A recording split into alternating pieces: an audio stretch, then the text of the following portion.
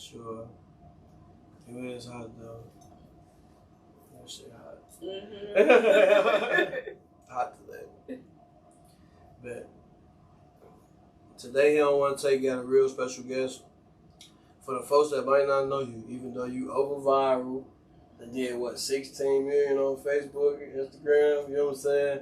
Facebook, 43 million was my highest. Yeah. Let these folks know who we got. So my name is Toya, but I go by TheLyfe. And I'm here. Yeah, I appreciate you. Midwest. Oh, yeah. Midwest. You know it. So we're going to go right into it. Where you from? So I'm originally from Indianapolis, Indiana. Indiana. And then I got some roots in Chicago because that's where my dad is from. So that's real. That's what's up. So how was middle school for you? Where you go to middle school at? Ooh, I went to a couple middle schools. So one was School 101. It's on 10th Street East Side. And then I went to Arlington Woods. That was my first middle school. And what was the other? It was another one I went to, but I can't even think of the name. But, yeah, so how was it? Middle school was cool. It was cool. I got in a fight. What they want to fight you for? I don't know, because how did it even happen? So it was this girl, I don't even want to bring her name up, but she was known for being like a fighter. Yeah. And so we ended up being cool because my mom was friends with her god auntie, I'm gonna say. So she introduced us like, hey, this is my niece. She was like, she just moved over here. You know, I want you to protect her. She was like, if she got fight, you know, y'all ride for each other. Y'all protect each other. So we was cool for a while, and I got to hanging with some people that I grew up with as a kid, and they was talking about her. Yep. And the older sister was like, oh, I'm going to tell her. I said, I didn't say nothing about her. I told you that's my cousin. Relax. So she tells her, she outside. She's like, I want to fight you. She pointed at me. I said, me? She was like, oh, come on. Come on. Yeah, that's what's up. So y'all fighting y'all ass off. Yeah, we was fighting with you, man. Yeah. That's crazy. I ain't gonna lie. It used to be like that in Chicago too. Middle school for me was, It was bad? In Chicago? I know. Right. Man, I just seen motherfuckers bringing guns. My homeboy got caught with bringing a gun to school, 2nd, 3rd grade. Damn. You know what I'm saying? Like, okay. Shit go fast though. Yeah. You know what I'm saying? Shit go real fast. Yeah. Now, middle school, they was cutting up drug dealers, guns, all of that. But dang, elementary school, that's crazy. Dang. Yeah, it's fucked up out there. Yeah. So, how was high school for you? High school was cool. That's when I kind of started like getting my break. So with me, look, I've always loved the camera. So in high school, I had cameras. I kept a Polaroid. You know, when they came out with the recording camera, I had that. But high school was cool. I was in choir. I didn't get in trouble a lot when I was in high school. That's when I started getting mature. But when I was in high school, my freshman year, my mom went to prison. And so it kind of changed, but because she went to prison, it didn't make me want to be like a bad kid. It made me want to do better in life. Oh, that's real. Yeah. Yeah, I'm glad it had that effect on you. You know what I'm saying? Yeah. So how did that affect you? I don't know. I think I've always been ahead of my years. Because my mother, she taught me, like when I was a little kid, she was teaching me stuff that I probably shouldn't have knew. Yeah. Like my mom was she was a drug dealer. You know, she dated kingpins. That was her. So I was learning. She protected me, but it was like, I don't know if she maybe knew one day she wasn't going to be there, but she did tell me when I was a kid. She introduced me to Jesus, told me about God. I instantly fell in love. I'm crying because I hear about how he get crucified. Yeah. And she like, don't cry. She's like, one day I'm not going to be here. You're going to need him. And I just cried, what? You my mom? No. You know what I mean? And lo and behold, when I was about 15, on my 15th birthday, she committed a crime. And I needed him. And so that's pretty much how I was able to get the love because of that. Her telling me about him and then building a relationship with God. But it didn't affect me as much, but I did have a younger sibling, and she's no longer with us right now. But it affected her a lot. So she had a lot of behaviors. Yeah. Sorry to hear that shit. Thank you. So she ended up getting out, right? No, she's still in there. My mom's been in prison 27 years. Free up, man. Yes. Free that innocent woman, man. Thank you. You know what I'm saying? I don't know who she is. No, but I believe in people getting second chances. And so, she didn't watch people. She's like, come in and out. She was like, I be asking God, give me one time I will never come back, But it's getting close. I said that too and went back. Dang. But you was young, though, too. There you go, yeah. She's 60. So, yeah. Yeah, that shit crazy. Mm-hmm. So, that was pretty much high school for you. What happened after high school? High school, I did go to college. How was college? College was cool, but I didn't. Okay, so look, I was in and out of college. So basically, tell me after high school what happened. Okay, so after high school, I became a mother. Yeah. So I was in college while I was a mother, but then I didn't, stay with it. So I did pick up a trade. I was a CNA before. Got married to a pastor, and then I'm sorry. Let me go back. Before I married the pastor, I had my second daughter. They was from a previous relationship. Later, I got married to a pastor, and life was just a little different. Then he passed away. So that was life changing. Yeah. Dealing with the death of him, because he was like a known pastor in our community. So the way he died, a lot of people didn't want to believe it. So because I was close, they tried to put the blame on me, but it was like no evidence, and it was written out like, oh, he was murdered, or we think the wife had something to do with it. But people was making up these crazy stories, and all of them was getting back to me, and I'm just like, wow. Yeah. So life changed for me after that. After he passed away, my younger sister was murdered. She was in a domestic violence relationship, and her abuser murdered her in front of her 2 kids. She had a 3-year-old son at the time and a 2-month-old baby girl. I got them the next day. So I'm this widow mom. I'm in my 20s, and I got 4 kids. I went from having 2 kids to having 4. Damn. A few months after that, got reconnected with one of my older sisters. So my mom had 4 daughters, and 2 of them was taken away from her. She lost custody of them. 1 got adopted. I didn't grow up with one of them. And after I had got my youngest sister kids, we reconnected. She was living in Gary. No, actually, she lived in Chicago at the time, but she was raised in Gary. Yeah. So we connected, and she was like, dang, where our other sister? Okay. Keep going. No, you keep going. Okay. I'm going to wait till you come back. No, I ain't going nowhere. Oh. Yeah, I'm just cutting these. You getting hot? Yeah, I'm getting hot. Yeah. Me too. Yeah, so go ahead. Oh, you see it. So she's like, where's our other sister? And I'm like, what the family been looking for? I don't know. Yeah. And so a few months after, her ex in child services contacted me, was like, hey, we see in the system that you are the sister of such and such. We see that you got your other sister kids. Would you be interested in hers? And I'm like, yeah. Right. Like, where's my sister? Where's she at? And they like, we'll tell you. So I had to wait. I get her, and that was my first time meeting her. She was 9.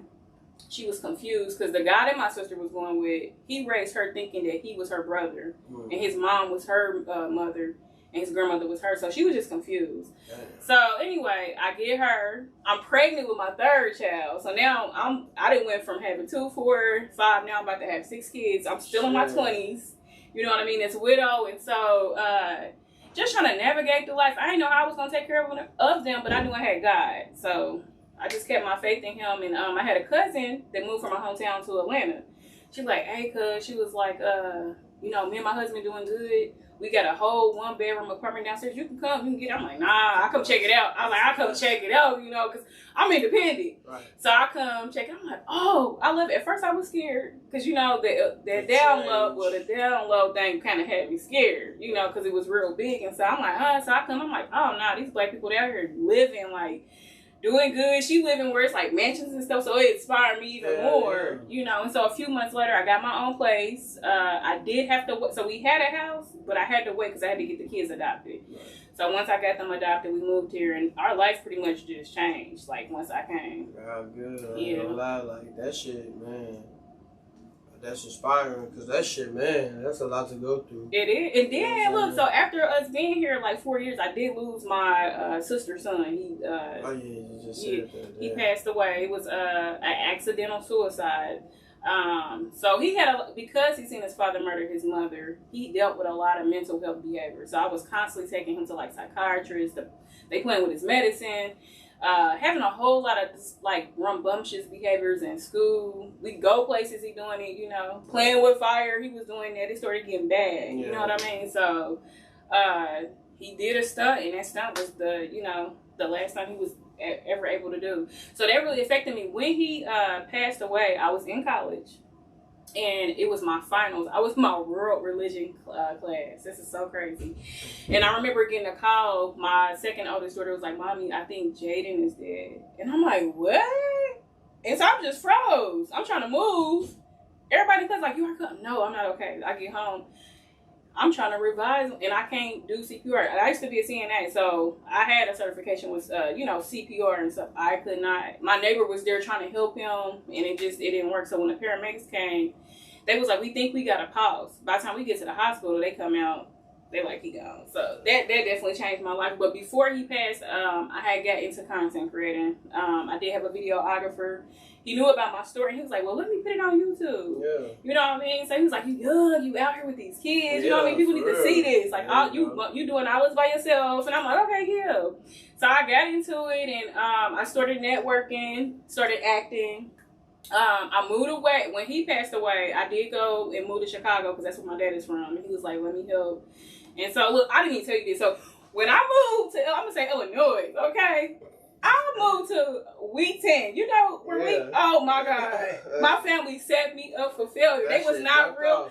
Yes, they was not real melanin friendly. Like, they tried to attack everybody in my household that had melanin to their skin, even the light skinned ones, okay? Yeah. It's predominantly white. Yes, and so the only stuff, like, it was so bad, like, my white manager was like, "Girl, when you told me you lived up there, like, hell, I wouldn't even live up there, and I'm white."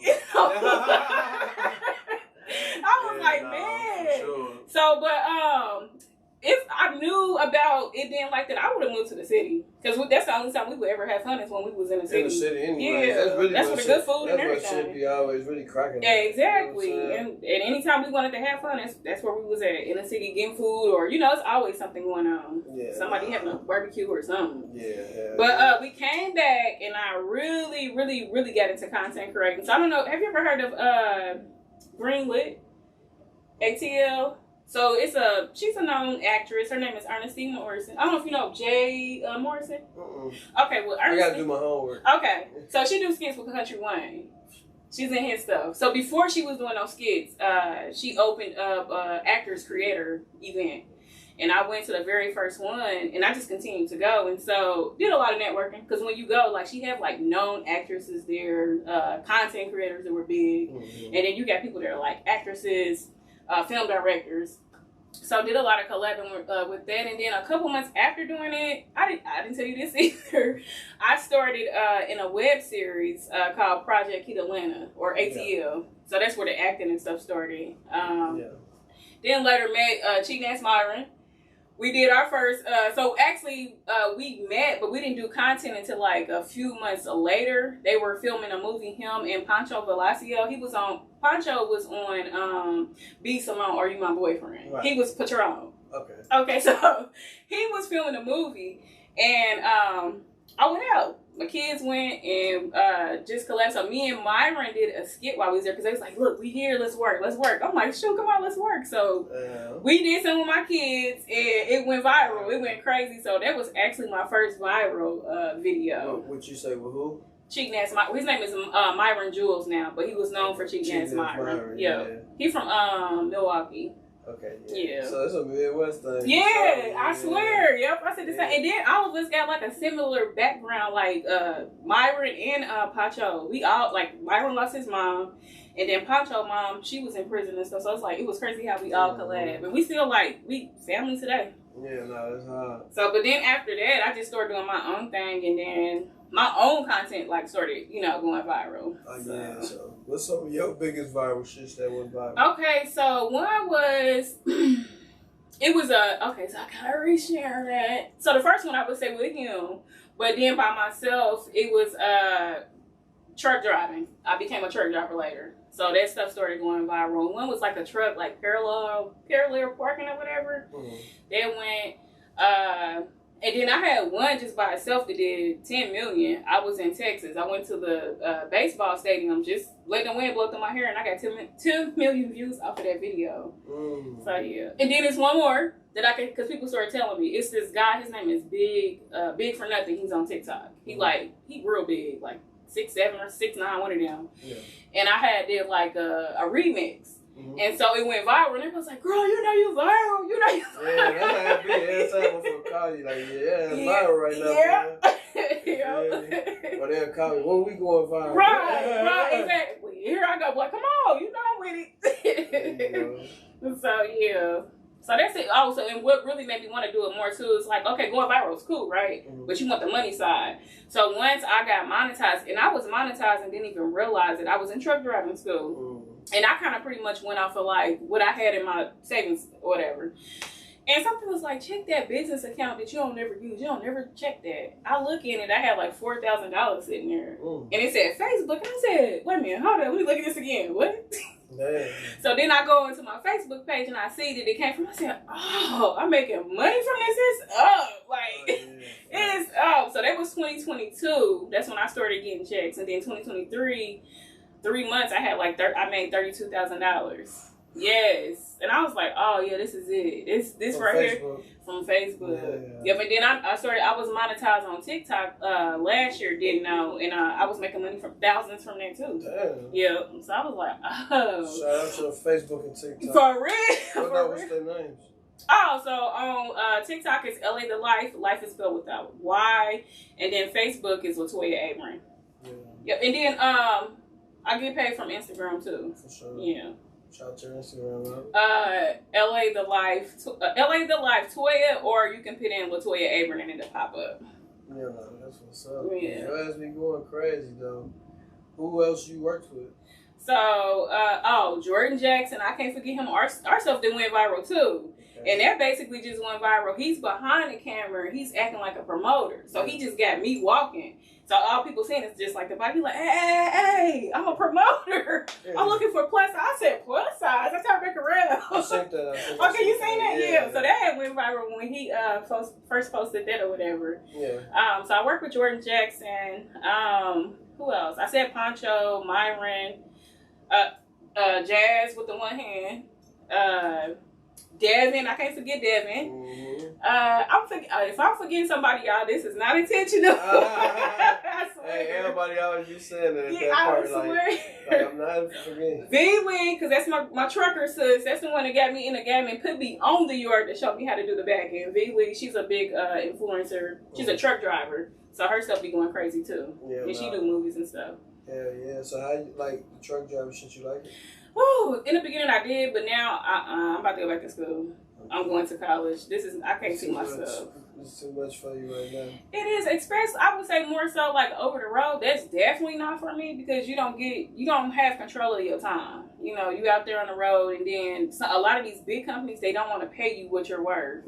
So I actually make more money being a local driver versus over the road. Somebody else told me that too. Yeah, it's crazy. And then the trucking industry is not like it used to. Like during the pandemic, people was becoming millionaires. Like they was paying for freight. You know, they paying their drivers to get that freight.